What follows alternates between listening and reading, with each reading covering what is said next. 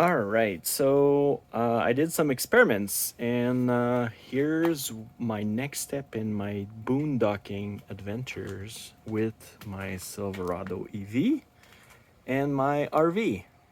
So, my RV uses a 30 amp breaker panel. So, it uses 120 volts, but 30 amps, and this is a pretty standard RV plug. There are some for 50 amp, but this one needs 30. And I used to plug my RV with a dog bone adapter like this, which is a regular 15 amp power outlet, and this. So I would plug it at the end here and just plug it in one of the regular outlets in the Silverado EV that are in the back. But the thing is, there's one thing I couldn't run, which is the AC in my RV.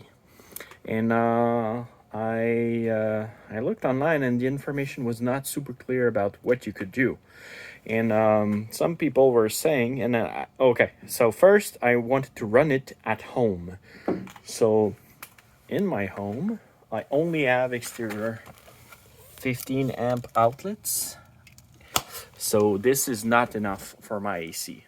If I look at the breaker panel, oh, let me go show you that. So this is the breaker panel inside my RV. And here it says the breaker circuit. I'm sorry for the angle, but this is also what I see. Is the main is 30 and branch 1 is 20. And if we look what is the 20, it essentially just says that it's the air conditioner. So my actual air conditioner is only 20 amp, not 30. So I had no option at home to plug this 30 amp because I had to run something from my breaker panel inside my house that would be 120 volts and 30 amp for my RV. And it's expensive. There's lots of wire. My breaker panel is also not in my garage. So there would be a long run of a wire. And it was just not a good idea. And I found plugs online that were extremely bad ideas. Let me show you that. So pardon the mess, but this is my EV charger.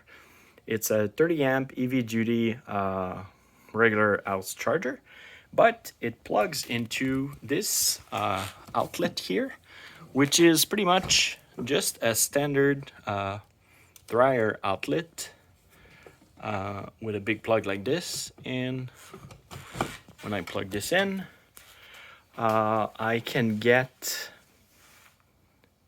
30 amp, but 240 volts. And I found adapters that I can plug in that and then plug the RV in.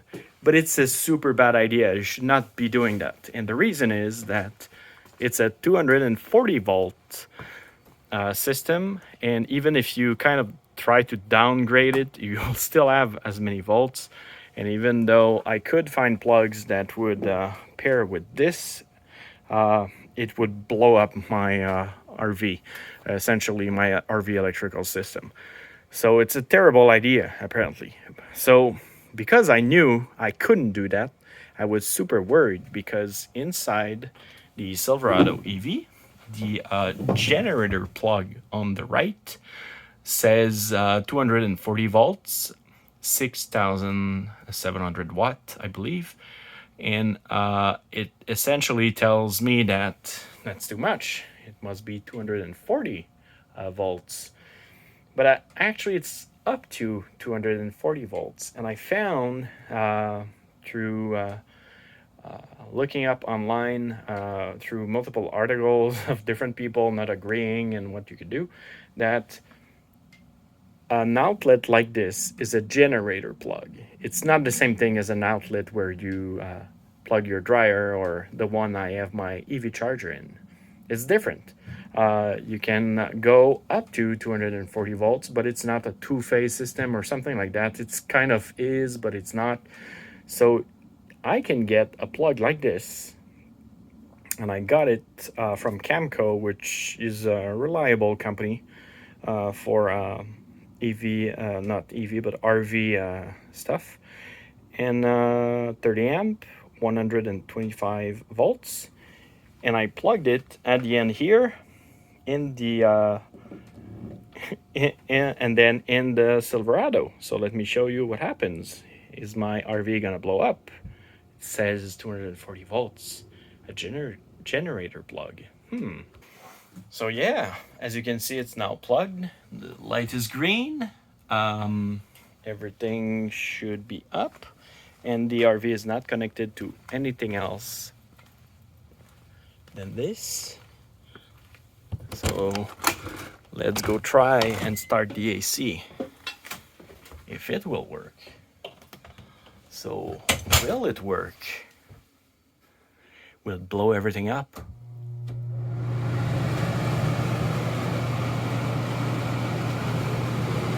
And it's already cold.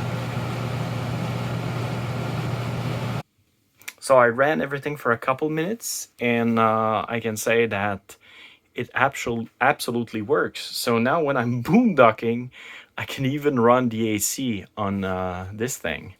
So it's gonna make stuff very comfortable in here, even though we have some no service camping coming up this summer. And I'll keep you guys posted. It absolutely works because it's a generator plug. You should not try it with dryer plugs that are 240 volts, but with the Silverado EV, it works perfectly. So I cannot test it with a 50 amp plug, but I would say maybe someone can. I don't have a 50 amp system in my RV, but for 30 amp, wow, that's really great. So some people online already taught me this this can be done and all that. I couldn't find reliable sources of information, but now I think I did, and I made the test myself today, and it's very conclusive. I'm gonna be updating what I know about the power drain for power base by using the AC in the following weeks, and yeah, I'll keep you guys posted. So that's it for now.